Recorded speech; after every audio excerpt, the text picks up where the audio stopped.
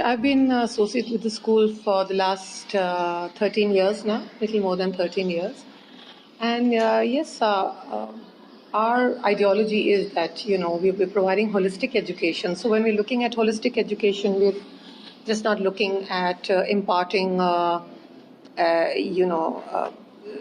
just the education that people perceive, but we're looking at grooming the boys, preparing them for the challenges that they're going to face, preparing them for the challenges which probably none of us have faced as yet, So problem solvers and thinkers and, good team players and empathetic towards the issues that are faced not only by Karachi but by Pakistan and probably the rest of the world. So that's how we look at education, imparting education when we talk about. Right. Well, originally the school is now nearly 160 years old. We're going to be 160 next year on the 23rd of May. But this building was the first one that was constructed, and only the ground and the first floor by Moses. And it was made in 1910.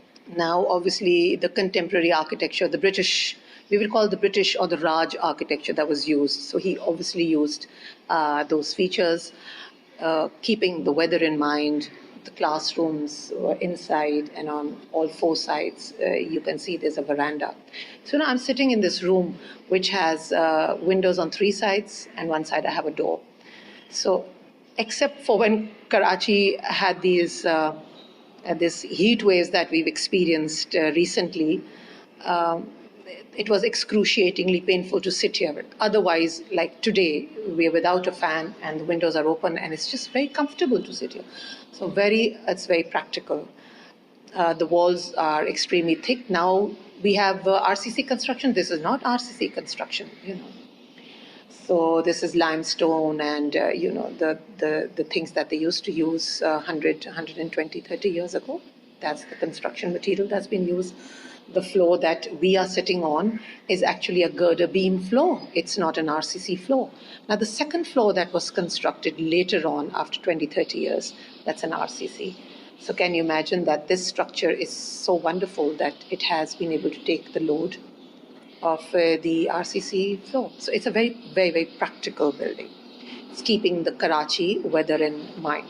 Now we had other buildings being constructed at the back, which were made piecemeal, two classrooms. Whenever over the last 100 years, the school got donations.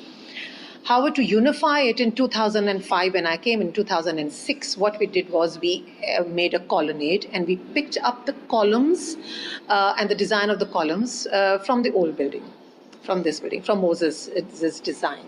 So you can see that the capital heads of the column are Corinthian, the Corinthian column. The Raj architecture is basically a mixture of Italian and, Roman, all these architectural features. So that kind of, although those are RCC buildings, but we've kind of taken the features, the sandstone blocks that are used. You can see the sandstone blocks. So obviously we have an RCC construction. We try to make sure that the facade looks like the sandstone blocks. So we kind of picked up that feature and kind of gives a very nice look. The color, the features, and everything. So kind of blends with the old architecture, blends with the old building. Yes, it was our past principal, Mrs. Dina Mistri's husband, architect Meenu Mistry. He constructed that floor.